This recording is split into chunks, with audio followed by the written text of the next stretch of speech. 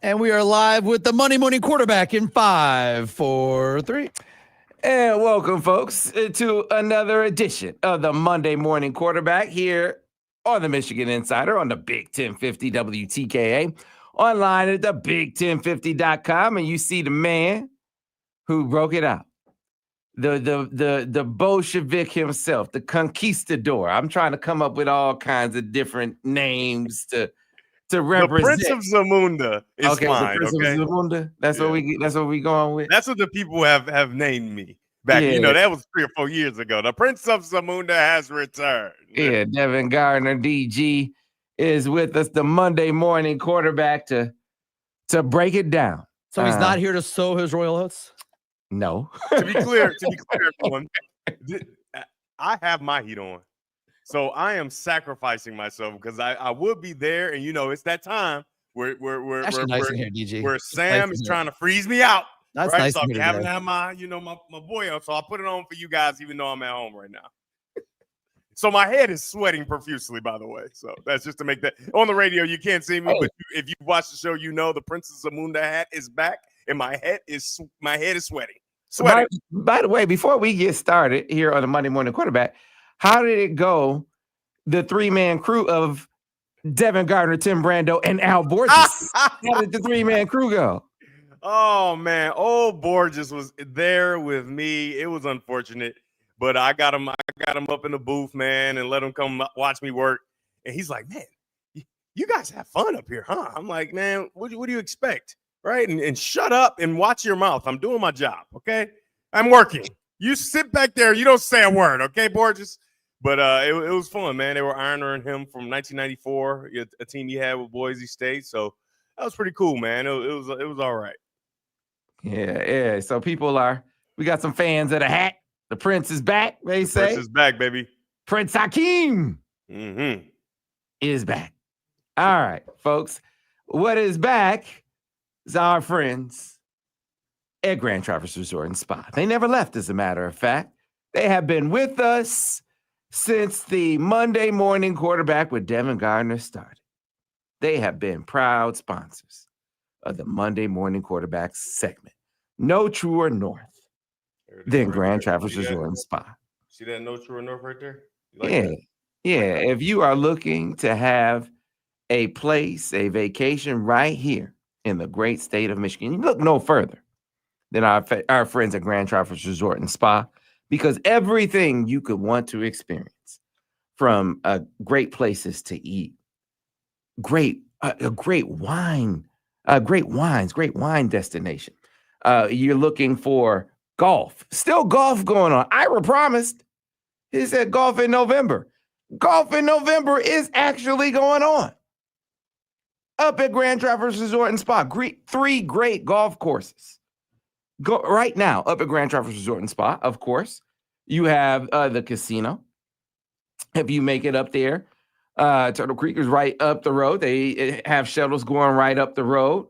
So all of the amenities, and of course the great resort right there. Where you have all of the bars right there at the resort. All of the great places to shop right there at the resort, and the hotel, the tower. And then the original hotel that's been renovated. So if you're looking for something for the entire family, the pool area, everything right there for you at Grand Traverse Resort and Spa. Book your vacation at grandtraverseresort.com. So, DG. And Spa.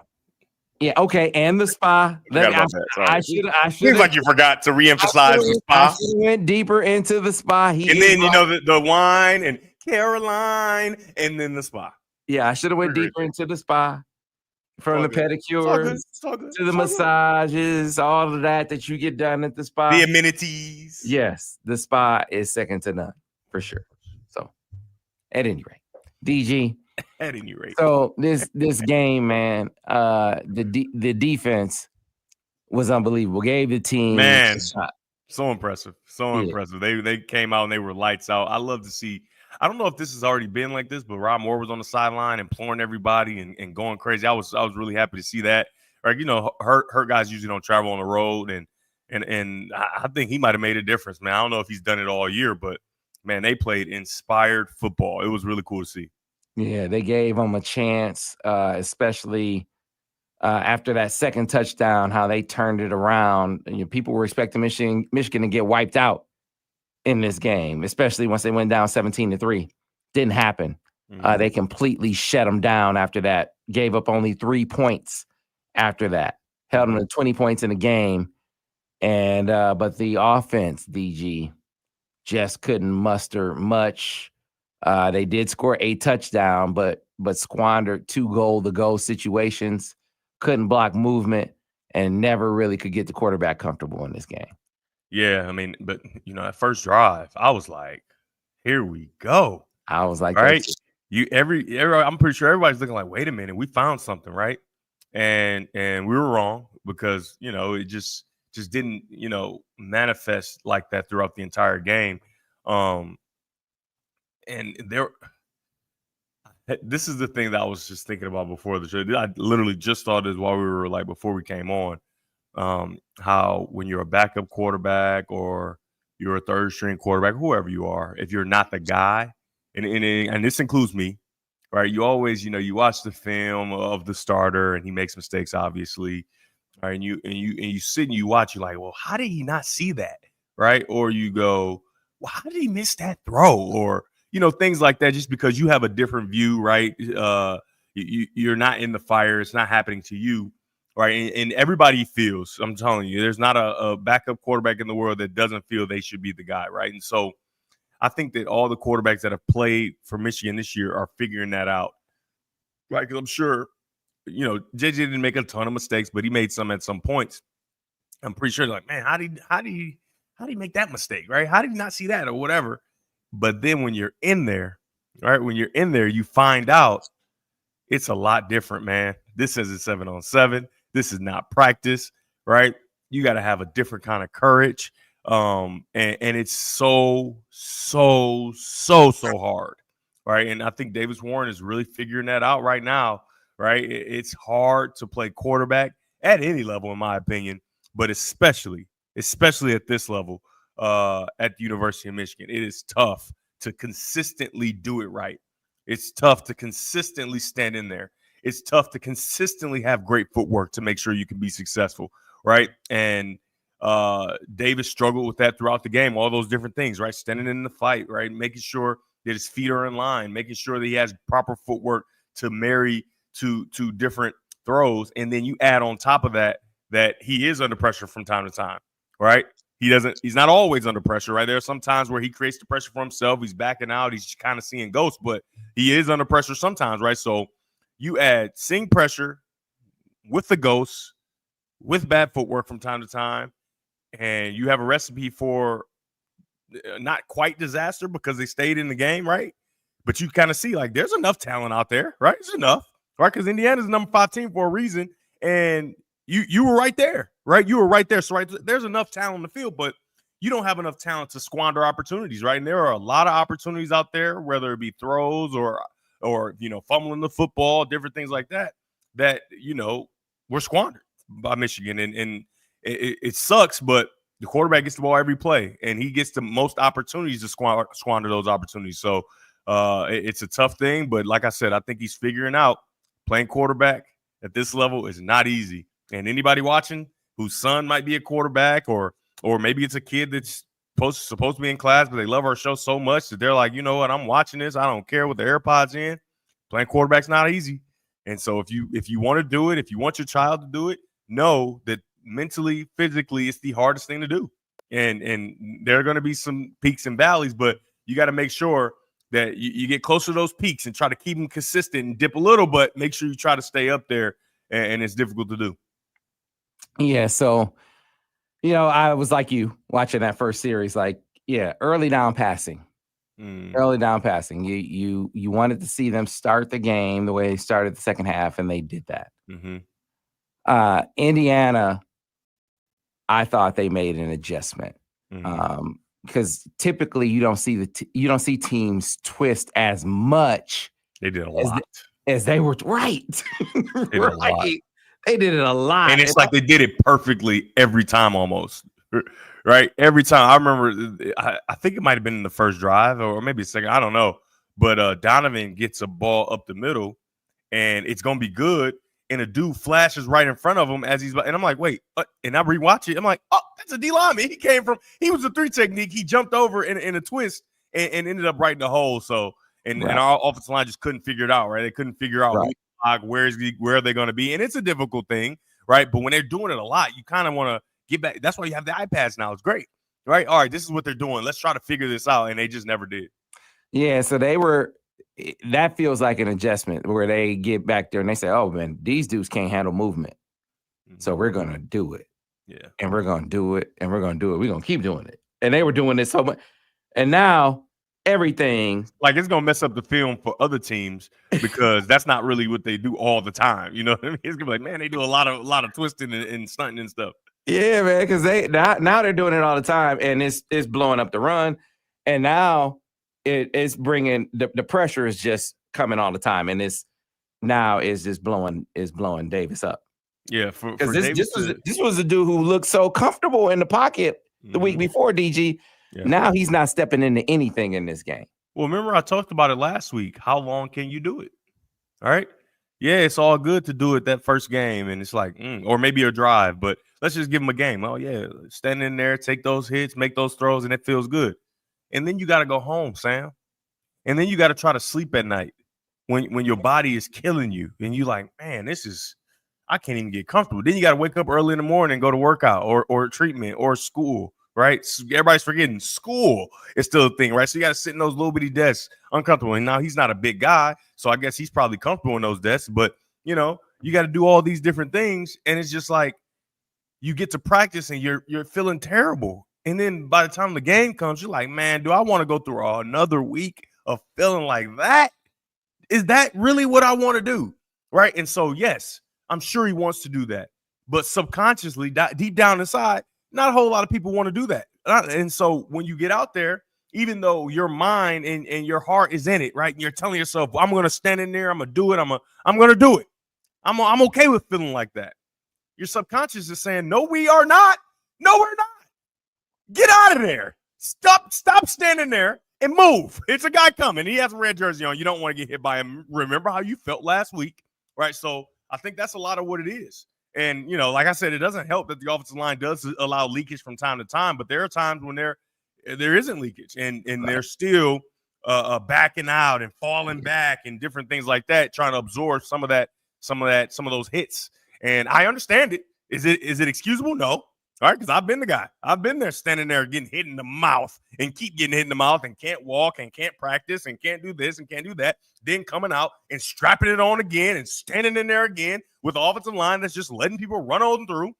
I've been there. I've done that, right? So, yes, it's not excusable, but I do understand. I get it. Yeah, and so the place that it puts me, because these are not ideal circumstances. So I don't want to minimize the magnitude of the task. You got a line that it cannot consistently block them. We've established that. You don't have a lot of speed at receiver. We've established that. And not only speeds, because you're not fast doesn't mean you can't create separation. The ability to separate, whether it be by speed or it's just not happening. And you got a former walk-on at quarterback. These are all, and you got all this at the same time. Like a perfect storm. Right. You got all these things. It's like we sacrificed everything to win the national championship. Like what? The Illuminati is looking like, they're like, yeah, we gave you, we sacrificed. This is your sacrifice. You got all these things at the same time. And so it magnifies the need to capitalize when you have the opportunities. 100%. 100%. So when you got goal to go, that got to be 6, 7. Gotta be with the extra point. Gotta be every time. There can be no, we're just gonna get a field goal. No, because you don't know how many times you're gonna get goal to go. Right? You have no idea how many times you're gonna get goal to go. Now there are teams out there that they know they're gonna get goal to go. Right? So hey, kick the field goal. Doesn't matter as much. Michigan's not that team right now. It's not that team on offense, right? So when you get those opportunities, you have to you absolutely have to capitalize, and they weren't able to do it. And so that's why, I highlight all the challenges because I'm about to talk about play calling. I highlight the challenges by saying I'm not sitting here as a non-play caller acting like these challenges are easy. They are not. But I'm highlighting them by saying it magnifies the need to give them as many chances as possible. That's the task. To compensate for the deficiencies that they have, you got to give them as many chances as possible. And then when they get these prime opportunities, these goal-to-goal situations, like at the beginning of the game, and especially after the interception, like after that Zeke interception, That and was you're nice, down, man. and you're down 17-3, and this is after you get the opening kick of the second half. So you receive to open the second half, you run it 5 times, and you punt. And you get the interception, you get the ball back at the 7. You gotta score there. 100%. You gotta score there. So much like you gotta look at it almost like 4-down territory. Because, like I said, you're not gonna get these kind of gifts. That's just and as well as the defense played, they haven't given a ton of gifts this year like that, right? So in this game, you got to think, man, we're probably not gonna get this kind of gift again. And we're also probably not going to just mosey on down into the red zone as easy as we might think, right? This game could get away from us. And they squandered it, right? I mean, absolutely. So this is my thing. I look at specific plays. Whether it's in the first goal-to-go series where let's take out the play where Davis drops the ball on 3rd down. The 2nd down call was a wedge play from like 3 or 4 yards out. Now, it was a high snap, but it's a wedge play from 3 or 4 yards out. I don't understand that call. But the 3rd down call after the interception was they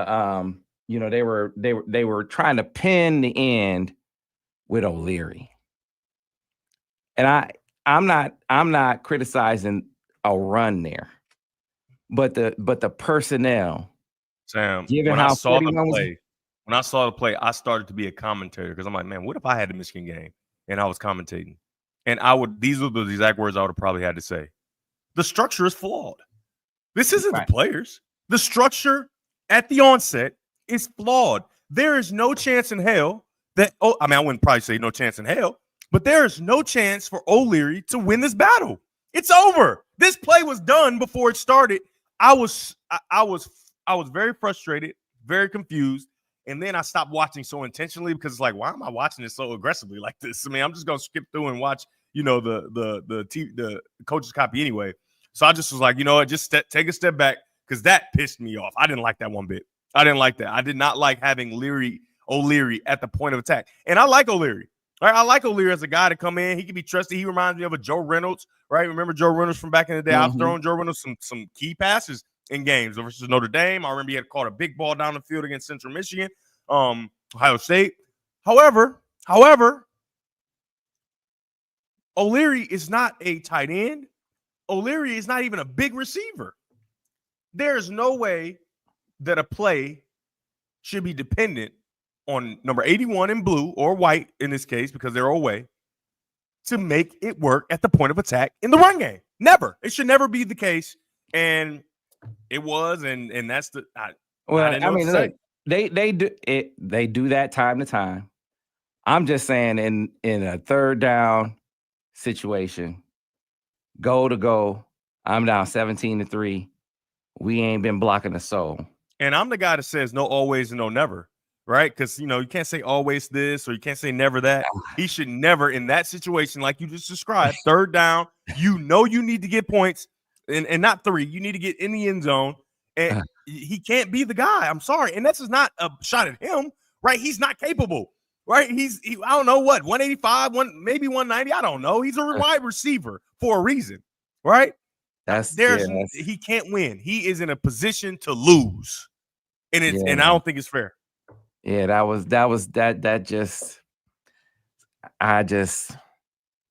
so my solution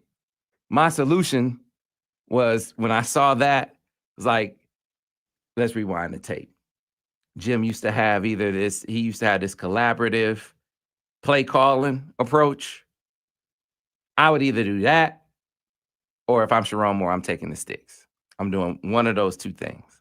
I'm doing to try to inject some sort of idea, some sort of idea, boost, juice, something, A change. some spark. Yeah, Yeah. a change, some spark. Because here's the issue. The definition of insanity is doing the same thing over and over again. With the same result. Here's what you've done. Here's what Expecting you've different done. You've done everything from a personnel perspective. Everything you can do. Everything you can. You've done all the quarterback changes. And we've gone to the when we're a passing. We've gone to the passing scenario now, right? We've done that. And you can't keep saying execute. We know you got to bake in a certain amount of execution flaws. We know there are going to be execution flaws with the personnel you have, right? You got to have, not to say that they're acceptable. We're not saying they're acceptable, but given the personnel that you have, you know there are going to be execution breakdowns every week, right? Mm-hmm. So that's a given. There are a certain number of those that are going to have to be coached around. So now there's a piece of this that there's a coaching expectation that, okay, how much of this falls on that to coach around it? And that's the piece where I say, okay, well, how much of that can you get from maybe getting some more ideas? Well, what ideas can you grab from this coach or that coach to coach around it? Kasula's call plays, right? Sharon's call plays. So either having more of a collaborative play calling approach, or maybe Sharon's on the sticks. I don't even know if that'll fix it, but here's what we know. It didn't work. It certainly didn't work in this game when you absolutely had to have it in goal-to-goal situations.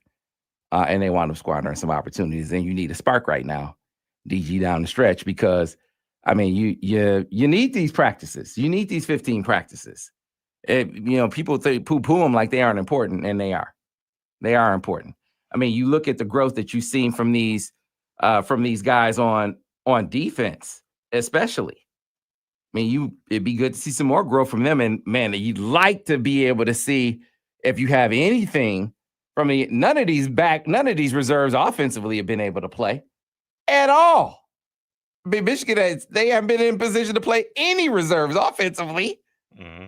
So these practices are actually important. Yeah, not only the practices, you imagine that any of the guys that either A, plan on not being at Michigan next year, or whether it be transfer portal or whatever, or the guys that are going to sit out of the bowl game, obviously because it's smart, right? A meaningless bowl game when you're going to be a first-round pick or even a second-round pick or whatever, obviously you shouldn't play.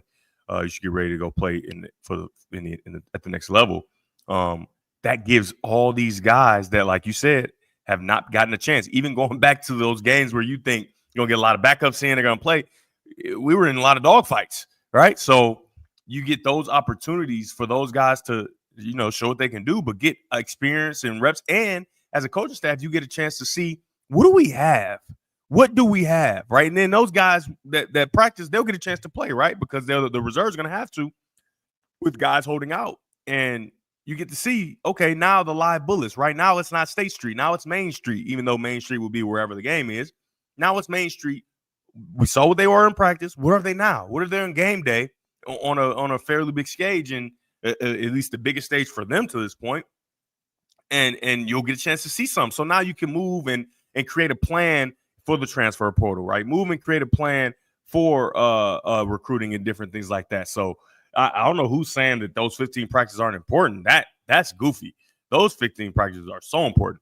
Like the development that you get from those just extra 15 practices that is a long time, right? 15 practices, that's a lot, right? That's a lot of opportunity to clean things up and figure out who you are, what you are, and see what some young guys can do.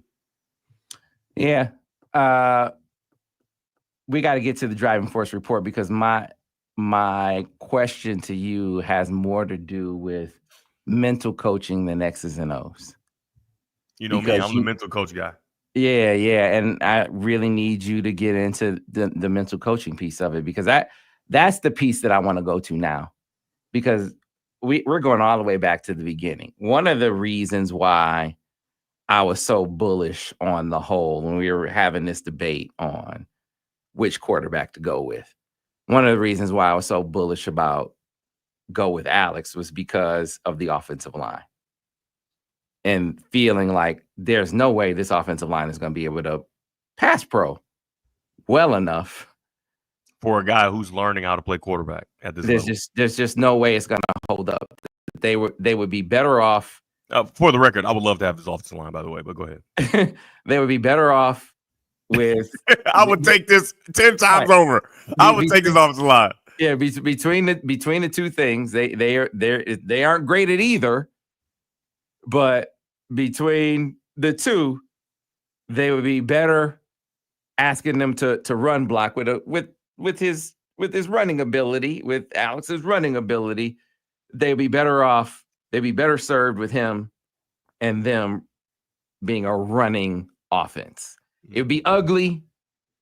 They would slug it out, and hopefully they would develop some sort of passing out of it. Who knows? It might be the same. They might be in the same place, right? We might be talking about maybe they should have gone to a passing offense all those weeks ago. So I'm not saying it would have worked out any better.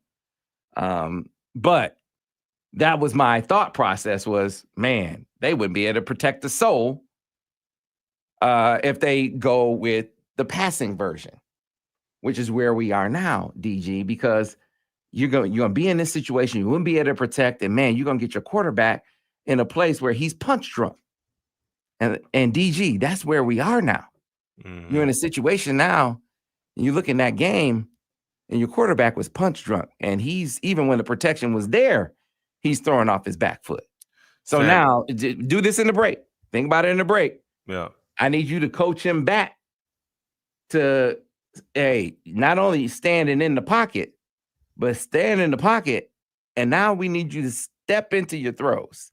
Get him back into that place where he's comfortable and confident in the pocket, even when it's not warranted for him to trust the protection. Mm-hmm. All right, so think about that.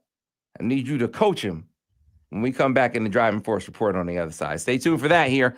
More Monday Morning Quarterback on the other side here on the Michigan Insider on the Big 1050 WTKA, online at thebig1050.com. And we are clear. So I got to get you folks over to Grand Traverse Resort and Spa, because Grand Traverse Resort and Spa is so lovely and so beautiful. Hey Sam, I'm about to send you a YouTube link. Can we get this on when I talk about this? Can we get this on there? Yeah. It's like the first few plays of it. Yeah, after we tell folks about Grand Traverse Resort. Yeah, of course. Spa. Can you see that on the screen? Can you see the beautiful tower on the screen and the beautiful golf course on the screen? I wish I could show you the spa. I wish they could take us. See, we need to a little too personal, Sam. We need to tell Eric and Caroline to give us just if you're not of the people, not of the actual massages going on in the spa, but just of the setting, the serenity of the spa. But so people can get a view of it. Yeah, and there are some people in the chat, Sam. They need the spa right now. Right. Step back, some of you. But I tell you what.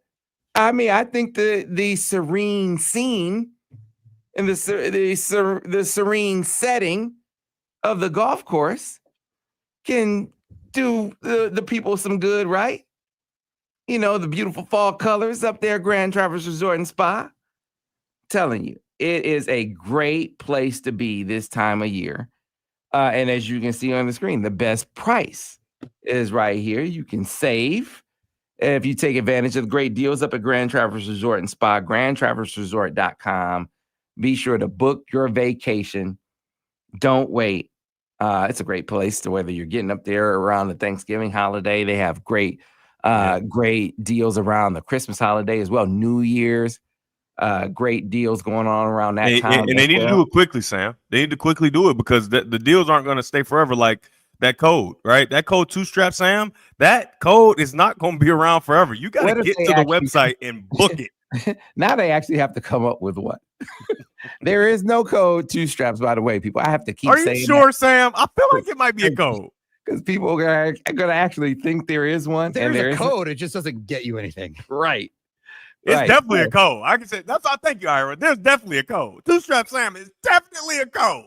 So, folks, get on up to Grand Traverse Resort and Spa and enjoy the lovely, lovely setting. The hotel is unbelievable.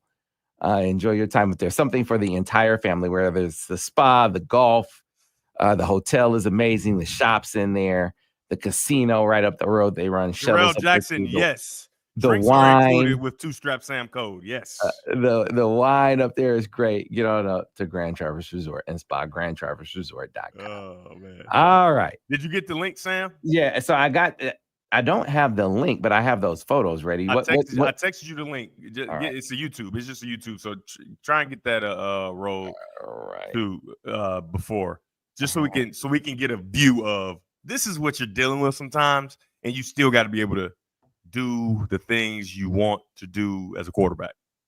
All right. I will get that over as quickly as I can. Hold on. This is something that I am trying to do. Back on radio in a little less than a minute. Little less than a minute. All right.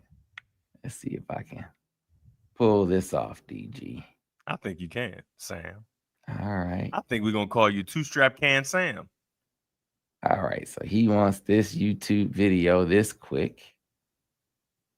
All right. So I'm going to put this on the screen for DG. And let me share it. Share screen, and it would be this Devin Gardner one. Right here. Gardner taking. Yep. Let's start at the beginning there. They see what this young man. They brought a double blitz here. They brought the safety, and they also brought the linebacker. Calabrese. We're coming back on radio, guys. Stand by. Nice job by Gardner. He We're knew muted. that Calabrese. Ugh. All right, guys, stand by. Coming back on radio. Sam, why are you playing it right now? Pause it or something. And we are back on radio in 5, 4, 3. And we are back, folks, here on the Michigan Insider on the Big 1050 WTKA online at the big1050.com with our Monday morning quarterback, Devin Gardner, who joins us every week here on the Monday Morning Quarterback, brought to you by Grand Traverse Resort and Spa, no truer north. And it is now time for the Driving Force Report, brought to you by our friends at Golden Limo. Golden Limo will get you to your destination on time, every time. Airport transport, game day transport, executive transport, wherever you need to get to. Whether it's, an individual that needs to get there, one of their luxury SUVs, one of their aviators, the navigators, you name it, they can get you there. I've had my airport transport. I know DG has as well. Maybe you need a larger group and you need to get there in one of their sprinters, for instance. Maybe one of their party buses for one of your party groups. I know we've used one of those. Maybe it's like a bigger group than that, like a team, like the Michigan football team rides on Golden when they need to get to one of their destinations as well. Yeah, individual to a mid-sized group to a large group. Any of your transportation needs can be met by Golden Limo. You can find them at goldenlimo.com. One of the great things about Golden Limo is they are great contributors to Michigan NIL. And if you book through Golden Limo and you mention the Golden Ticket, a portion of your reservation fee will go to Michigan NIL. They are one of their brand ambassadors is one of the stars of the last game for Michigan, Zeke Berry. He's one of their brand ambassadors. And so a portion of your reservation fee will go to Michigan NIL. A portion of your reservation fee will also go to a great veterans charity called Freedom River. And then you might even be selected to go to their postseason party that they're going to be putting on in January, where they're going to have a lot of great guests, including Zeke and Samaj Morgan and the Dropping Dimes crew, and Vance and Al, and a lot of other folks. So again, book through Golden Limo using the golden ticket. It is now time to go to goldenlimo.com and be sure to mention the golden ticket. It is now time. However, no. Also, Sam forgot something. You got a key detail. Even if it's just you, Sam has done this. Even if it's just you, you don't have to get a mid-size SUV. You don't have to get a sedan. You can still get the party bus. Get the party bus. And you get the layout. You got a little bar. You got some Pellegrino. That's Sam's favorite drink of choice. You like that Pellegrino. You get that, and you can have the whole thing yourself. And if you use code 2STRAPSAM, this dude, he's gonna pay half that reservation and the golden ticket. That's not true. It's a win for everybody. So even if you just want to be by yourself in a big party bus, you can do that. Sam does it frequently. But go ahead. That is not true. Anyway, now it's time for the Driving Force Report. Brought to you by Go to Limo. So DG, yes, you got a quarterback that was in that game, whether you call it seeing ghosts, just clearly not comfortable in the pocket, falling off his throws, feeling pressure that wasn't there. You gotta get him comfortable. Coach him back to comfort. How do you do that, Devin? Can you do that for him? So first, you got to be able to anticipate and have a plan and know where you're going, right? Because you're not going to always see your throws, and that's something that I would talk about. And then let's get the video. I would show him this, right? I would show him this just because if a coach telling you something, you're thinking, okay, you're saying that, but do you see who's running at me? What do you mean? Stand there. What do you mean? And I'm going to say, I get that. Here, watch this. Watch this. These are the first three throws of Notre Dame 2013, 115 plus thousand. These are my first three throws. And the reason, I had a bad hip for the rest of the year, right? So put the video up, and I want to just continue to reiterate, it is not an easy thing to do to know that somebody's going to hit you because he's unblocked, stand there, and still make the throw. Not an easy thing to do. However, it is the job you signed up to do. And your team and your fellow offensive players, your defensive players, the wives of your coaches, everybody is dependent on you standing there and taking those hits. That's why you get all the credit. That's why you get all the NIL. That's why the quarterback position is so important, because you're standing there, you can't truly defend yourself, and you have to do the crazy thing of not protecting yourself. Forget about me, right? Forget about myself.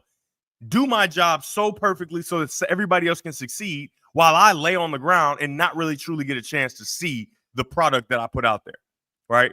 And if you can't do that, you can't play. And so the falling off the throws, different things like that, that's happened way before. I remember we talked about this episodes ago from his first beginning, his start. So missing throws and falling back. And so the conversation, in my opinion, just hasn't been had. And it's hurting him and it's hurting the team. But these are the first three throws of this game. Now, did I think I was going to get hit this much? Absolutely not. However, I signed up for it. I knew exactly. I knew that Notre Dame was a really good team, and I knew that I had to stand in there and make these throws, right? So, if Sam, if you could. Is it playing? Yep, it's playing. Go big screen on it. All right, so this is the first throw of the game, right? Just guys are coming, and this is the answer, right? See if he can stand in there. I know he's coming. Boom, right? The throw's made. I'm on the ground. I never saw it completed, and that's the sacrifice you make, right? Here's the next throw coming up after, they show me just getting hit over and over again. Thanks a lot, ESPN. What is that all about, right? Now it's another one. This time on third down, right? Got to speed up your footwork. Understanding, I'm getting a little pressure. Let me speed up my footwork and try to get this ball out, right? Keep eyes on it, right? You can try to avoid him, but you can't avoid him while you're throwing him, right? You got to stand in there. You got to stand in there. Those guys are coming 300 pounds, head down, trying to spear you in the sternum, and you got to stand there. And now this is my favorite play of my entire career right here, right? This is on the same drive, right? Come out of play action, right? Receiver's not quite ready. I talked about Joe Reynolds earlier. This is Joe Reynolds making this catch. Take a look at this. You want to play quarterback? You want to rag you down to the ground, no chance. And so you can take it off now. I mean, it continues to happen, right? Pressure everywhere, throw the ball away. But those 3 throws were the first 3 throws of a game. And you stand there the first time you get hit, and it's like, okay, maybe it won't last forever. The next time you get the ball out and you don't get hit because you're able to kind of avoid it after, right? But you don't want to get used to that either, right? Because now you start to avoid a little prematurely. And then you come off of play action. Your receiver's not ready, so you got to hold it to the very last second. And then apparently hitting the quarterback in the head was not a penalty back then because I didn't see a flag. But they mangle you. You end up facing the turf facing backwards before the ball's even caught, right? So that's what you sign up for. And so I would show him that and say, listen, dude, you're not the first one to get pressure in your lap when you're trying to throw. And if you can't do it, just tell me now and we won't play you, right? We'll just lose with somebody else if that's what we have to do. But you can't continue to watch a guy back out and I'm not going to call him a coward and say that he's afraid, but that's what it looks like, right? You can't continue to watch a person, and I know he doesn't have to be afraid. He doesn't like the feeling, and I get that. However, there are other people who don't like the feeling, and the guy you're looking at, he also didn't like the feeling, but he still got it done, right? So everything you can to stay in there, make those throws, right? And I'll talk to him like this. And so another thing that's happening for Davis is, I don't know if it's as a result of that, because I know he understands. He worked with timeout, so I know he understands getting his feet in line, ankle eye, the thing I've talked about, right? So let's show that first picture for me, Sam, because the seeing ghosts and not standing in there and taking hits and throwing, that's one issue. Well, when you don't have the ghosts and you don't have the pressure, this is another issue where it showed up a number of times in the Indiana game, and I'm just like, well, he can make this throw, right? He can make this throw, but his feet are all out of whack, right? There are some guys in the country and people that played over time that are so talented that they can have their feet facing backward and still make an accurate throw, right? Their feet do not have to be in line with their targets, right? Moving or not, and they can still make the throw, right? Davis Warren is not one of those guys. That's the second picture. Let's go to the first one. Right. Hold on. Right. Davis Warren is not one of those guys that can do that. And this is not a shot at Davis Warren. There aren't many guys that can just have their feet any kind of way and make these throws under pressure, right? Or not under pressure. It doesn't matter. And so this is the second part of what I'm trying to show you. Let me see the first one, Sam. Is the picture not on the screen right now? No, this is the second picture. This is the ending picture. I want to see the first one. That one? You see a picture on the screen right now? Yeah, that is not the picture. The first one, the other one. Just give me the other one. So I got two. I'm changing pictures. The picture's not changing on the screen? No, they're not changing on the screen. Okay. All right. So let me get off. Let me go ahead and get off. Right. And so I'll just while Sam's doing that, I'll explain. I've explained it before, but and your ankle eye and having your feet, hips, and shoulders in line to make throws, right? Everybody at home or wherever you are listening, if you're right-handed, it's your right foot, and if you're left-handed, it's your left foot, right? Look down at your right foot if you're right-handed, and maybe don't even look down. Just reach down and feel in the inside of your ankle, right? In the inside of your ankle is that little ball, right? It's a little circle, like almost like a knuckle. I don't know what it's called. I'm not a science guy, but I know it's circular and it's like a little knuckle, right? Your ankle knuckle. Let's call it our ankle knuckle. Well, that's what we call the ankle eye, right? So your ankle eye, you want your ankle eye when you throw to be looking at your target, if that makes sense, right? So your foot is flat, your ankle eye is right here, your target is probably right down the pipe right here, right? You want to make sure that your ankle eye is looking at your target as much as you can, right? If you got a clean pocket, absolutely. Now, sometimes, like I talked about, you can't get it in line and you got to work with your hips and your shoulders and everything else in line because of pressure or whatever the case may be. But when you can, your ankle eye needs to be, if it's a moving target, in front, and if it's a stationary target, directly at your target. And for Davis, he missed a bunch of throws, high, low, wide. And it's because his feet were not facing in the direction he was trying to throw. And I don't know if it's I wanted to throw somewhere else, and now at the last second I'm trying to throw this or whatever the case may be, but it's not conducive to success, right? And you're going to see this is a glaring example on these pictures, right? So this is That is not the goalpost. That's a line that I drew, right? So I talked about the ankle eye. Look at his ankle eye, right? That, to me, looks like he's throwing the ball right down the hash. And if not right down the hash, maybe a yard or a step outside the hash. Everybody see that, right? It looks like he's throwing it down the hash based off of his body language. And if, as you can see, there is a clear, beautiful, I've never seen it before for me, pocket, right? That is the paradigm of what a pocket looks like, right? You got one guy in Hinton, he's looking guys up because he has nobody to block, and there's no imminent danger coming, right? So you're in a perfect position as a quarterback. So we right? got no danger. So we got to continue this in the stream. Those of you on the radio, we got to cut out now. So we will see you tomorrow here on the Michigan Insider on the Big 1050 WTKA and online on the Big1050.com. Nice. Now, feet are in line to throw down the hash or maybe a yard outside, right? Everybody can see that. Clear right? on The the ball's radio. not out yet. It's about to be out, right? Now move on to the next picture, Sam. All right. You got the next picture on there? No. All right. Do it Let's first. stop sharing. We'll share the next picture. Right. So this is the same play. And I know it looks crazy, right? Because we can see where the hash is, right? The hash is so far away from where this ball is being thrown, right? And you got an open guy, and it's your favorite target, the best player on the team, on offense at least. Maybe on the entire, no, on offense. Let's not be crazy. You know, he's still got 55 on defense. You know, those guys. He's the best player for sure on offense. Colson Loveland, he can't even touch the ball. This guy's 6'6". He can't touch the ball. The ball is so off target. And we talked about the perfect pocket with no imminent danger. Well, there's no imminent danger here for an interception or anything. This guy's open. This is about as open as you're going to get at this level. Right? He is open. But your feet are going down the hash. Do we see the disconnect here? Right? Do you see the issue when our feet are facing down the hash and we're trying to make a throw outside, right?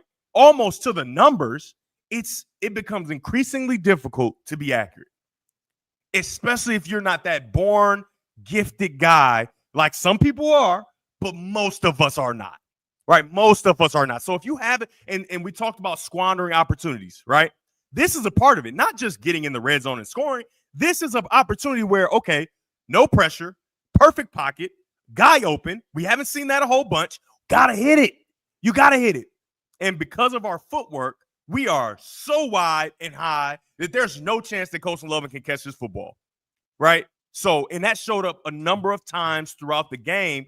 And you wonder, is it because you've been hit so much or whatever the case may be? But the thing is, for me, he hasn't been hit enough, right? Because every time there's a chance for him to take that hit and stand in there, he kind of backs out, right? So it has to change. For them to get to that 6th win and go to a bowl game, it has to change yesterday. It has to change. You cannot continue to squander opportunities in this way or any other way. And so that was a huge takeaway. The seeing ghosts and all that. But even when there's a perfect pocket, you have an opportunity to have your feet set and make a throw. He squandered the opportunity on a number of occasions. And the frustrating thing for me is I know he can make the throw. Right? Now, is he talented enough to be, have his feet facing one way and throw it? Not really. Could he get lucky a couple times? Probably. But consistently, he won't be able to be successful without proper technique. But when it's right, right? When he's got good technique, he's strong, right? He's not nothing super impressive, but the ball gets to where it needs to go and it's on target. And so that's something that has to be discussed and worked throughout the practice week this week. Hey, get your feet in line. Feet. I would be in the back. Feet. Get your feet. Move your feet. Feet. Right? Because if your feet aren't there, you don't have a chance, and you're going to continue to squander those opportunities. So that's my takeaway, and that's what I will be talking to him about. And obviously, I will reiterate what I talked about a week ago. Hey, Joe Flacco, go be Joe Flacco. We're getting rid of you anyway, right? We're getting rid of you. What do you mean? Go be the man. What do you mean when you say Joe Flacco? Dude, Joe Flacco has nothing to lose. He really has not much. I mean, again, I guess he got all to gain, right? Nobody expects anything from Joe Flacco, and that's why Joe Flacco can come in with the Browns and be serviceable, right? He can come in with the Browns and beat teams that aren't great, right? Michigan's coming up against Northwestern. That's a good team that's not great. And you know, good is kind of relative, right? I just think that they're playing, you know, tough and all those things, but they're not great. You can beat them with a quarterback like Davis Warren, but he has to go beat Joe Flacco. Go do what you do. Now, when you get up against Ohio State and Oregon, different things like that, just being Joe Flacco is not going to be enough. You got to have more talent around you, all those different things. However, against Northwestern, you can go beat Joe Flacco and get that win. We saw it last year with Joe Flacco with the Browns. There's nothing to lose. Why would I be worried about making mistakes, right? Go out there and let it all hang out, right? Let it all hang out. Whatever happens, happens, because they're replacing me anyway, right? They are replacing me anyway. They've made it very clear, whether it be with a freshman or a grown-up or whoever, I'm not going to be the quarterback for Michigan next year. So I need to take this opportunity and just do what I can, right? Take this opportunity and be the man, right? Fully confident in your ability and not afraid to make mistakes, right? So that would be my last point after I go through. You got to take these hits. And I know you looking at me crazy and it sounds crazy. Guess what? Here's the video of me doing it. I took those hits, right? So stand in there and make the throw. Your feet have to be better. We're not going to get thousands of opportunities with a clear, perfect pocket. You have to have good feet so that we can make throws to open guys, which we also don't see a whole bunch of. We cannot squander those opportunities, right? And then let it all hang out, man. You are the guy. We are not replacing you. We made it very clear. Go play. Go play. That would be my soliloquy to try to, you know, implore him to. And I would show him the throw I just showed, right, with the pictures.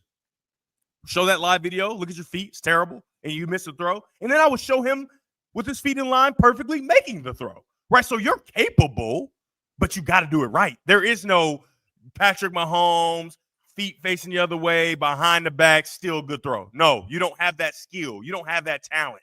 And that's not a knock on you. It's just who you are. You were born this way. And that's how most of us are born. Do it right. And just see what happens, right? Just let it all hang out, do it right, and see what happens, right? And so that would be what I would say. So we'll get to questions for DG. Dre Wright says, think Webb gives too much credence to Orgy's running skills. DG runs and scrambles better than Alex Orgy. I never said DG. I know Sam ain't say that. I didn't say that. I know. I'm just saying. I know Sam would not disrespect me like that. And I'm sorry I'm getting mad at you a little bit, Sam. I'm mad at it because Dre Wright, the reason he's saying this, he feel like you might have implied it, Sam. I didn't even imply it. Imply it. Because, you know, DG was getting busy. That's hold on now. No, we're making relative assessments here, Dre, and so you're projecting here. You're making an argument, at least, that I didn't make. What we're talking about here is making the most of a bad situation. Both situations are bad. They are neither a good passing team nor a good running team. It's a matter of maximizing the making the best of the worst situation. So can they be a better running team or a better passing team?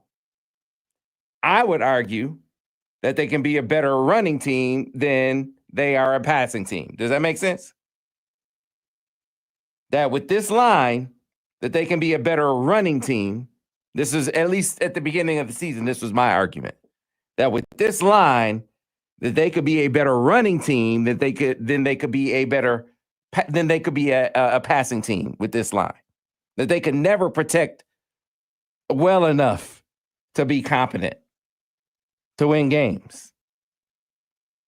Like, you could at least run well enough to win a few games with this line, that you couldn't protect well enough to win a few games with this line.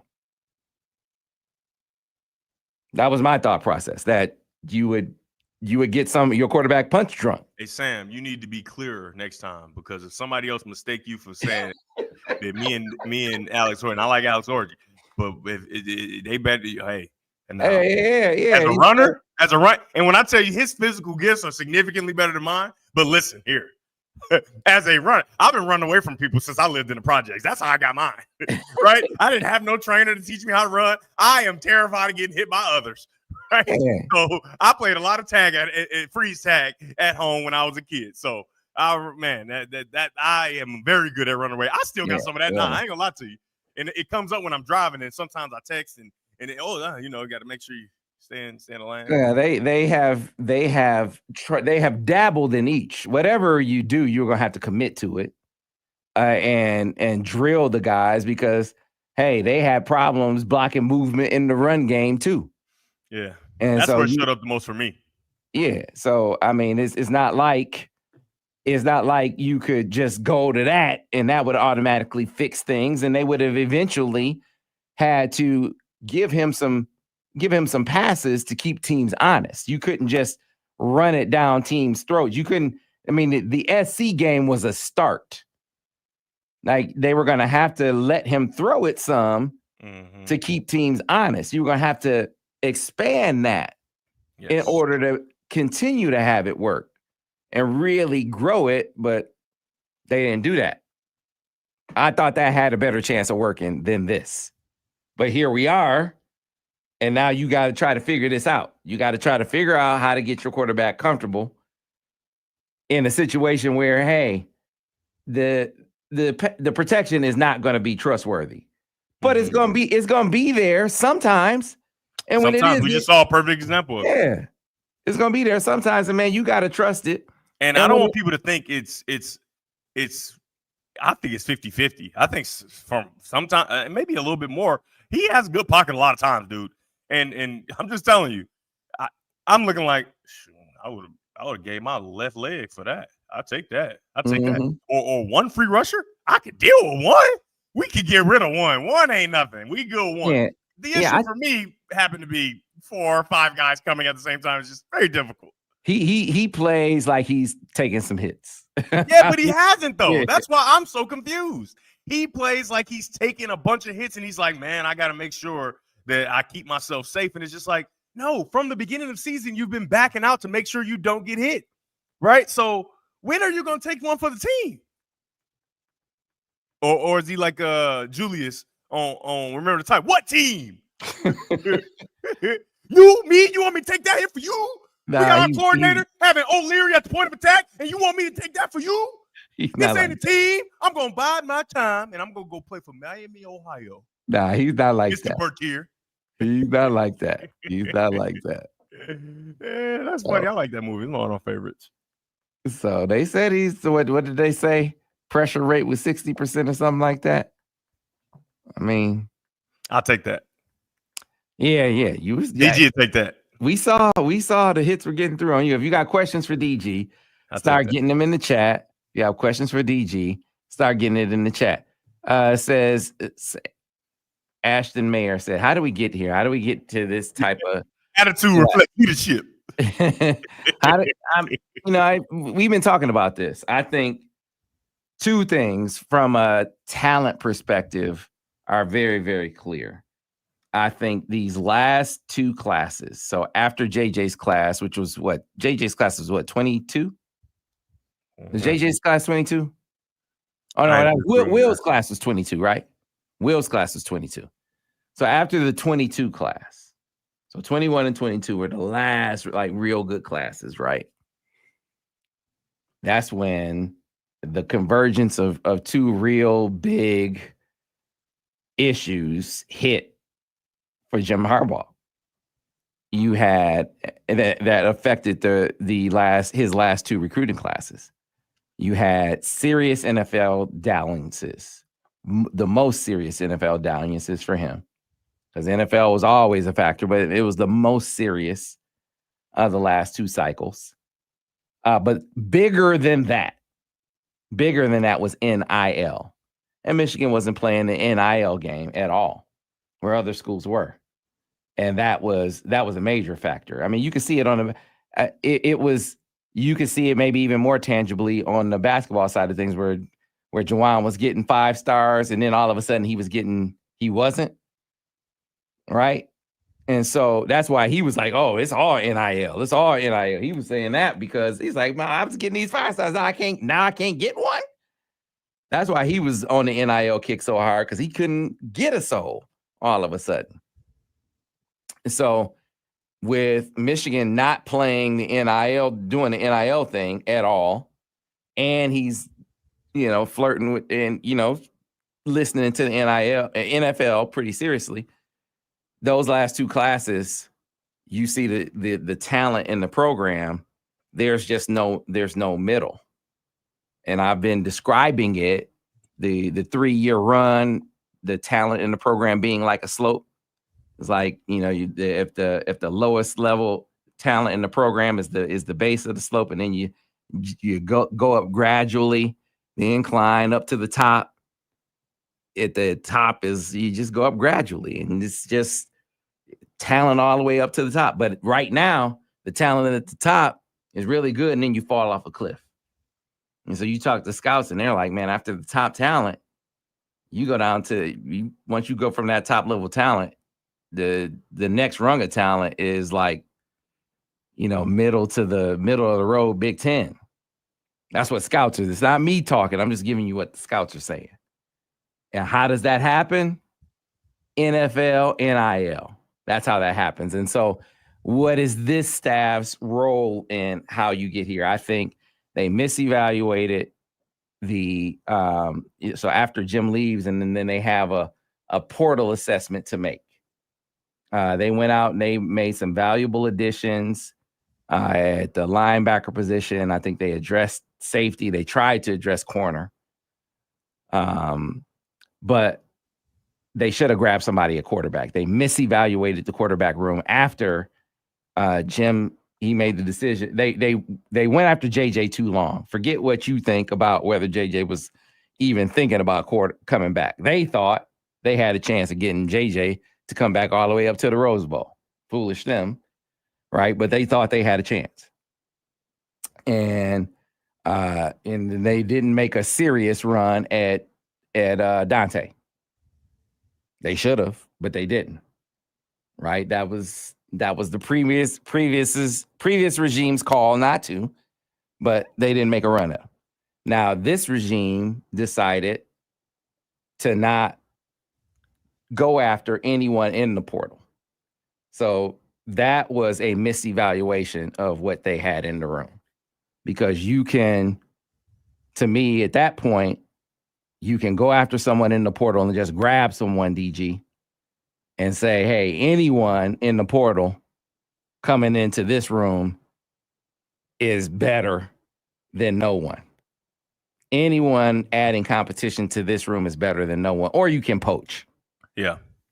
So, I hate to do this, but I have to, because I just saw it with my own eyes.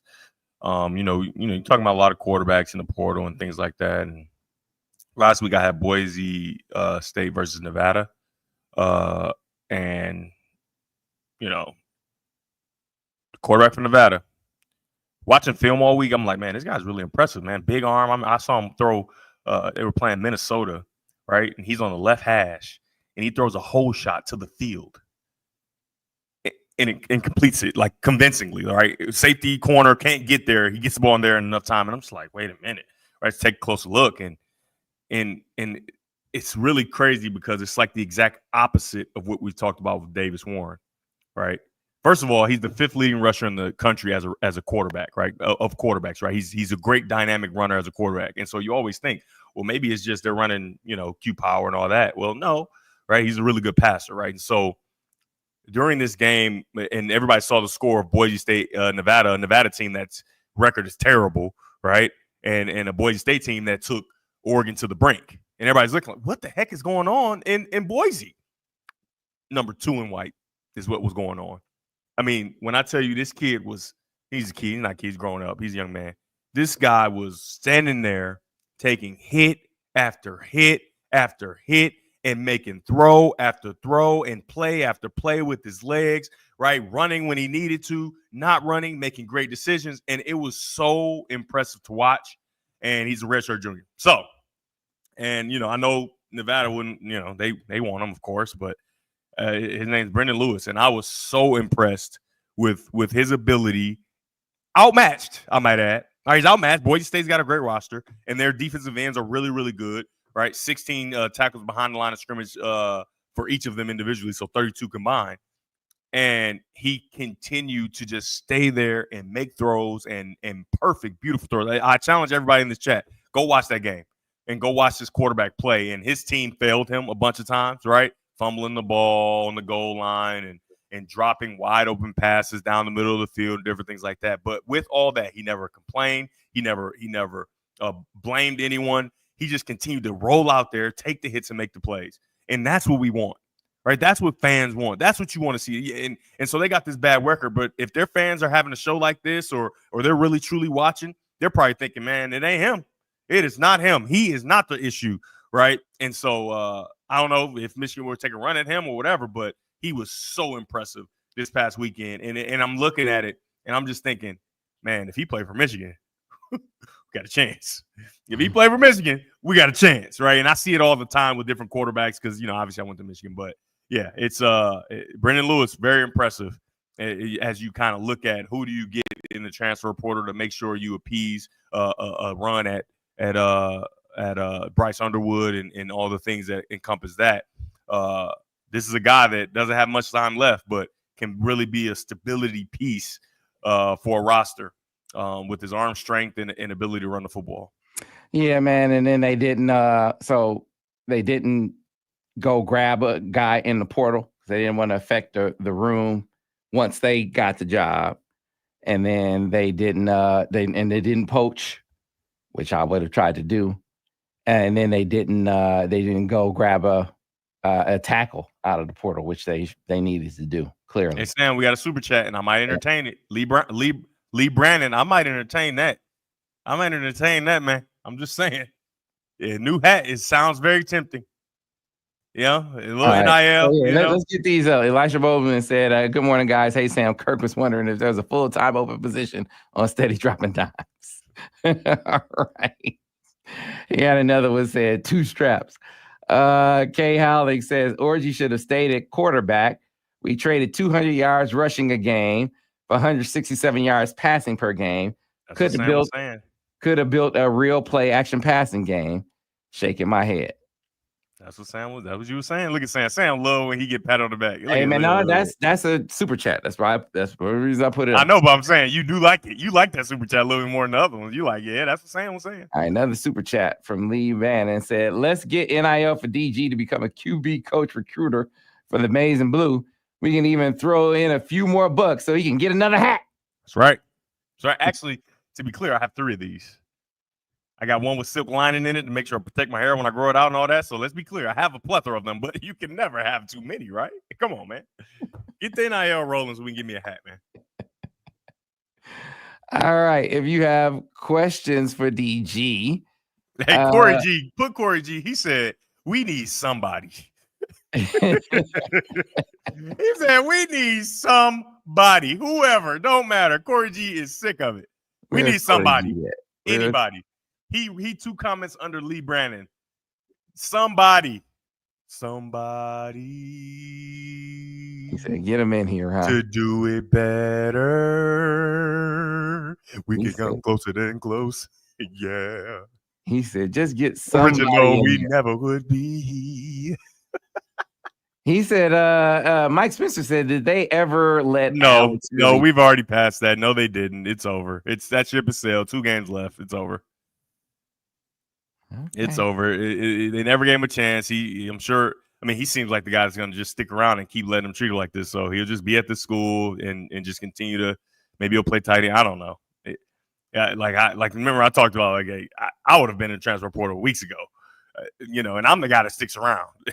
But come on, man, y'all not even let me throw the ball out on the field. I can't do this. If being a quarterback is what you want now, if you just want to be, you want to be at Michigan and you want to be at Michigan, well then yeah, just stick around and play tight end or outside linebacker, something. I don't know. James Whiteman says, so many good quarterbacks in the portal. Ohio with Rourke was a perfect example. Brandon Lewis is another perfect example. Brendan, get his name right, Brendan. But Brandon is super easy to say Brandon. But yeah, you're right. And the thing is, they don't always have to come from the very top school. And we're seeing that with Indiana. This quarterback is good. The kid that played at Ohio, he is a good quarterback, and they have a great plan for him, and they got talented pieces around him.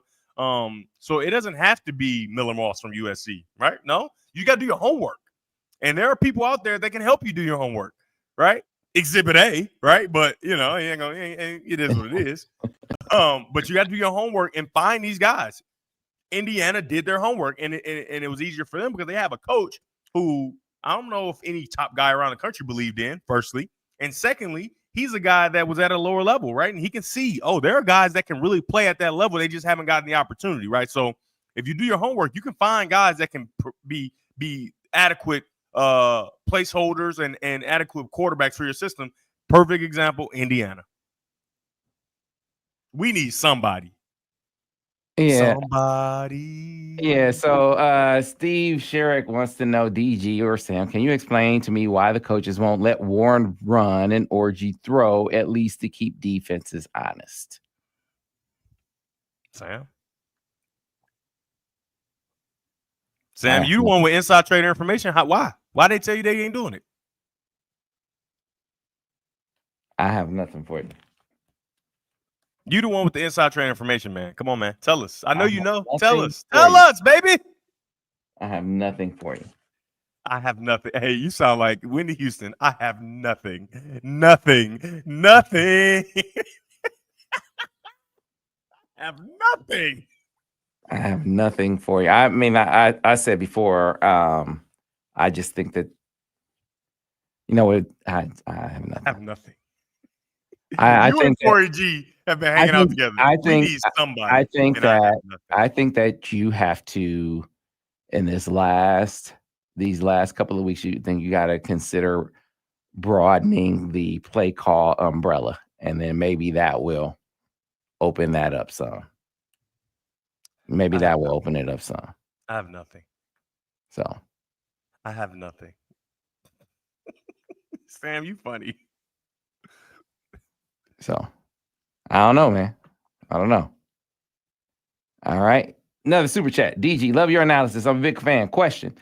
Do you have an opinion on Billy Edwards on Maryland? Potential transfer target, perhaps. Billy Edwards, he's the quarterback Maryland. Ira, Billy Edwards from Maryland. What about him? He's the quarterback for Maryland. Correct.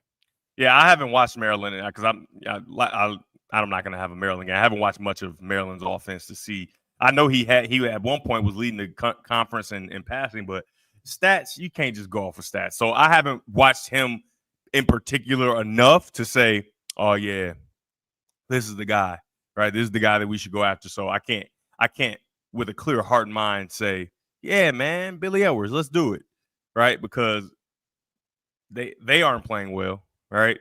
And like for Brendan Lewis, I got a chance to watch his film because I have his game, right? So I'm watching and it's like, okay, this isn't you, right? This is everybody else around you, and you're still somehow thriving in the midst of ineptitude, right? I don't know if that's the case for Billy Edwards. Okay. And no commentary on Connor at Belleville as a coach. I mean, what is there to comment on? They won. What was the score? I think they beat Saline pretty handily. I don't know what there is to offer commentary on. It's a late addition. I think that was a move they made after they lost to Howell. So let's see. On to the next one. DG. Why do our route trees seem stale? Seems a lot of routes are running about the same distance downfield. How about more crossing routes?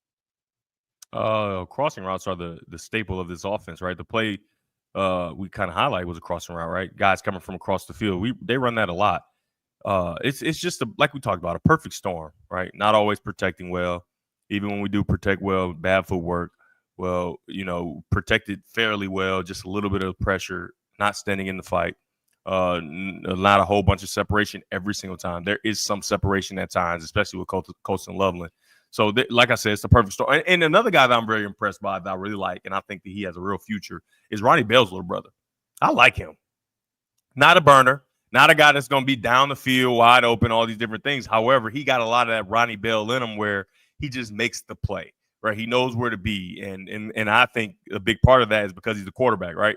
He came in as a quarterback. He's a guy that understands how to be friendly for a quarterback, and he can make a lot of plays. I think they should lean into him a lot more, right, as that possession type of receiver and have him opposite Colson Lovin and let him run routes, man. Let him run routes and let him win. Will he be the big-time deep threat? Probably not. However, I think that he does a nice job and he catches the balls that he should catch. I've been impressed by him, especially a guy who hasn't had game experience previous to this year. I think that he's improved a great deal throughout the year, and I think that he can be somebody that you don't go try to replace. I think he could be a part of what they want to do in the future. Any linemen in the portal? There will be. Of course there will be. There absolutely will be. There'll be some guys at every position in the portal. And like the quarterback position, you got to do your homework. Illinois got a tackle from Grambling and a tackle from New Mexico State. New Mexico or New Mexico State, one of those. And they're two of the best tackles in the country right now playing in the Big Ten. And for the tackle from Grambling, this is how they found him, right? Coach Bielema, he told me the story. He's like, yeah, somebody alerted him to a guy that's possible, pretty good, right? And or maybe he stumbled upon the Grambling LSU game, and he's watching, and this guy's blocking him, right? He's blocking LSU. Now, they get destroyed and whatnot, but him individually against LSU in that front, he's playing really good football, right? And then he said he went and took about 10 tackles from the SEC and compared their film, right, going up against LSU to this kid at Grambling, and he's like, this guy is better, right? So you take a guy from Grambling, a black college, talent level, not that great. However, right, he's the anomaly of like, hey, he can play at this level, and he's played really good for Illinois at the right tackle position. So you got to do your homework. It's tough and whatever, and that's why you have a GM, and you have your GM better not just be about money. Your GM better know football, right? Your GM better know, right, who's got talent, because he's got to do his due diligence to make sure that you get guys and find guys. Because I'm just telling you, the very best of the best, first of all, if they're leaving their school, it's because they want more money, all right? And Michigan has made it clear that they're not just shelling out a bunch of money, right? So you ain't going to win like that. You got to do your homework and find the guys that nobody else knows about, that nobody else wants, and make sure that you get those guys and develop them and whatever. But that's a perfect example. This is a Big Ten team who's played well. They could have had 10 wins, but they kind of, screw some things up throughout the year. But on one side is a tackle from Grambling, and when you go to PFF, these two guys are one of the highest graded guys in the country in the run and the pass game. A guy from the Mountain West and a guy from Grambling. So they're out there. Players are out there. You got to find them. And that's why you get paid so much. So, okay, DG, just answer this question once, because there's a lot of them in the chat. So just answer it one time. No, man. I don't even know. What is it? I don't like it, because the way you saying that. DG, why won't they try out Jaden Davis in a game? Man, we've already talked about this so many times. Just answer it one time in the chat. No, that's the answer. No, he's not ready to play at this level with the offensive line that's not protecting all the time, and you're going to ruin a guy's confidence before it even starts. Everybody's talking about, oh, yeah, well, he's a top guy, whatever. How many top quarterbacks are playing? Freshmen. How many around the country? Tell me, right? You got the Raiola at Nebraska, right, who's turned back into a freshman for the most part here at the end of the season, right, making freshman mistakes and things like that. But he's got a much better roster around him anyway. They protected him early in the season. They did a really nice job. Not to mention, I think he's a little bit better to start. Who else? Are there any more true freshmen playing? And not only I'm really just saying playing, but playing effectively too. Who else? You want to know what happens to those kids who aren't ready, and you throw them in there whether they want to play or not? They ruin their lives. They ruin their career. You never get a chance to see what they could have been. So this season is over, right? It's over. And, they got one more game, the chance to make the bowl game, and that's the thing to play for. However, you're going to ruin a guy's confidence for a season where you can do nothing. None of your goals are intact. No, that makes no sense. Absolutely not. No. Is that an answer? Is that a good answer? That's a good answer. Ron, Everybody understand that? why does Donovan Edwards have only 12 receptions this season? Dude, Donovan Edwards needs to be playing quarterback, honestly. Man, It's the way he throw every time. This is one of the most perplexing questions facing the offense. There's just no reason. I have no answer. You have nothing. You have to say you have nothing. Come on, Whitney. I have nothing. I have nothing. I get back to what I was saying earlier in the season about Alex, and my man Dre in here. He came back. Meanwhile, at Minnesota, Darius Taylor got 45 receptions or more. Yeah, I think more than 45. It makes sense. He sometimes just line up at receiver and run curls. Yeah, he's the best back in the Big Ten. Yeah, so Dre Rice says, I hear you, Webb, just saying Alex Orji's running ability might be a smidge inflated. Maybe it's just because plays are telegraphed. Just not sure. He's no DG. Never wanted to insinuate you said that. Right, we good. I'll just be attacking him. Right, don't worry. You all right, Dre, right? That ain't, you ain't attack you for real. Here's the thing. It's not that he's a terrific runner. It's that this limited offense, he may be, it's that he's part of maximizing the running. I mean, they're so limited on offense, and he's part of maximizing their ability to run the football. I mean, it's no coincidence that when Khalil Mullings was running the football the best, part of the equation was Alex Orji was in the game. Mm-hmm. That was part of it. And I was talking about back when Khalil was doing his thing, and I said, don't assume that when you take Alex out the game that Khalil is still going to be killing it the same way. Don't assume that it's just going to, they got to play him. Part of him not killing the same way is they're not giving him the ball. So that's part of it. They're not playing him the same snaps. That's part of it. But none of the running game is working the same way either. Now, there were aspects of the run game they were going to have to continue to grow, and they were going to have to let Alex throw it some. They're going to have to grow that part of it. They're going to have to lean into it more. But I don't think that from a play call perspective that they really knew how to use. They were still learning how to run him.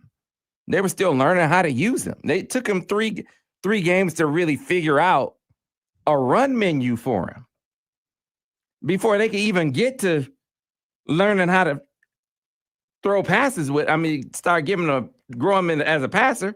They hadn't even figured out a run menu for him. And then you got to figure out, now you're teaching them the read option game. I mean, this was all stuff that he was just figuring out. And so now we get over to the Donovan Edwards piece. I just don't think they know how to use him as a receiver. So you asking me my thoughts. I think from a play caller perspective, I don't think they know how to use him as a receiver. That's my answer. And so I would steal plays. I've never been a play caller. I would plagiarize DG. The whole everything. I would plagiarize. We've been talking about that from the beginning. That's not going to happen. We've been saying that. You need to call Borges up, steal everything. I would plagiarize. Just watch football. It's all over. I'm telling you, it's all over on how to call a running quarterback. And hey, man, I saw the Lions run this cold pass play with Jahmyr Gibbs last night. It looked like they ran what looked like a sweep, and it was wound up being a swing pass. It went for like 40 yards. It was a cold, man. I would steal that play right now and run it versus Northwestern. It was so you cold. Just straight plagiarizing. Straight play, man. They should run that play. That play should be in the playbook for Northwestern. They could run that play. Well, Sam, I know you're saying this and you're thinking like, yeah, man, plagiarize, and it's kind of got a negative connotation, right? That's what you're saying. I would just do it. Sam, all of football is plagiarism. It's open. Everybody does it. For some reason, we just aren't doing it. Everybody does that. That's what you're supposed to do. It's a steal everything sport. Nothing is original, right? It's one person that makes it, and then everybody just steals it. Like, that's not like you're just being smart. You're being normal, Sam. You ain't being no genius. You're just being normal. Yep. Hey man, that play was sick. It was oh man, they been need to run that play with Donovan. Hell yeah. So hell yeah. It was cold. It was cold, DG. I know you were hype about them Lions, boy. Hey, you know what? It's right up there. Jared Goff played terrible. It's not even a downfield pass, DG. Not even a downfield pass. Jared Goff played terrible, and they still won. 5 interceptions. You want to know what's so crazy? I loved his interview because he was like, I don't know what was happening out there either. Like, man, I thought I was seeing whatever I was seeing, and I just wasn't seeing it good. So I got to get back on the film. I love that responsibility of like, hey, we lucky we won this game. I don't know why I threw 5 picks. I can't tell you. And because of like his previous, whatever, like I trust that. I trust that. That ain't something that we're gonna see all the time. It was bad. But the ability to still win the game after 5 interceptions is insane. How good are they really? Is the question. Yeah, they played their D game and still. I know they better than the Saints, boy. I know Daniel over there can't breathe, boy. Daniel, your Saints so garbage, and we just threw 5 picks and still won the game. Dang, Daniel. Yeah, that's pretty bad. That was Y'all pretty back bad. to them ain'ts. That was pretty bad. All right. Somebody went after Samaj in here. We ain't got time for a couple more. What they say? What they say about Big Maj being here? Y'all better hold on now. Lama Bryant, Sam, can you tell your protege Samaj that his job is to catch the ball when he's a punt returner and not let it bounce 15 yards toward the end zone? He is being aggressive, but he do got to do a better job. He got to do a better job in punt return. He has to. I remember we had some of these issues last year, and they removed them late in the season, but you got to do better. Got to do better. You can't just keep letting the ball roll. That's not okay. And he getting all aggressive like that, but he don't got to do that. But he does have a point. You cannot continue to allow that to happen because, like we talked about, this offense is not built to drive the length of the field, right? You need the best field position you possibly can have. Yeah. All right. I think we only have like 1 or 2 more in here for you, DG, so we can get out of here. Hey, Zeke said, even though he still ain't, I ain't gonna call him Chili's brother because obviously they're not related. Zeke said, it's hard to figure out how to use a running quarterback that can't run. That's a good one. Here's what I know, Zeke. I know you ain't related to Chili. That's what I know, but go ahead, Sam. They figured out how to use him well enough to beat USC, didn't they? But they did. And that was a very limited experience. That was a rudimentary plan. And they really didn't put together a real run. The best run plan they put together was the Washington plan. I'm still a little upset, man. I think that he was taking the next step against Washington. Remember I said that? I said that I said at the time, and I said I understood why they went to Toto, but I'm telling you, I think he was taking that step, man. And they let a few batted passes get in the way of that. I think that we had a chance, man. I think Michigan had a chance with him as a passer and runner, but can't go back now. Yeah, I'm just here to give the answers, I guess. He hadn't progressed as a passer yet, and I don't think they. No, remember I told you in that game he took those steps. So he hadn't progressed at the pace that they wanted him to progress as a passer. Whose fault is that? I'm not arguing otherwise. That ain't on him. I'm not arguing otherwise. I think they should have rolled with that, man. I think he was taking that, man. He got his feet in line. He was going to his reads, and he got a couple batted balls. Dang. I think we missed the opportunity there. Yeah, man. Like I said, I don't think that was your play caller's comfort zone. I just don't think Alex was your play caller's comfort zone. I just Who's don't. play caller? Well, the play caller's comfort zone, not your play caller's comfort zone. I'm sorry. I didn't mean to offend. Just saying. Didn't mean to offend. I'm sorry. Just saying. I'm sorry, DG. I did mean to touch a nerve. All right. We gonna call it right there, as we have given you some overtime. We have given you some overtime, folks, as we go ahead and move on to the bye week and relax, relate, release, as they say. And we are gonna take a breather and enjoy these Lions. And I hope you guys enjoy the family. Hey, last one though. Brandon the Abbott. Whoever scouted Josiah Stewart needs to evaluate everyone we go after. That was that was Mikey St. Ristel. That's good. Mikey St. Ristel evaluated Josiah Stewart. Oh well, he busy. He got stuff to do. Dang. Oh well. There goes nothing. All right, folks. That'll do it for us on this edition of the Monday Morning Quarterback. Hope you enjoyed it. DG, appreciate you, man. Great job out at Boise State. Who do you have next week? Or this weekend, I should say. Iowa State versus Cincinnati. So Iowa State losses. They're both teams, I think, are coming off back-to-back losses. So it's not going to be the greatest game, probably, or it might be the greatest game. Never know. But you know me. I'm going to give my best effort. I'm going to get prepared, and let's go. All right, folks. We'll see you next time on the next edition of the Monday Morning Quarterback here on the Michigan Insider. We'll see you next time.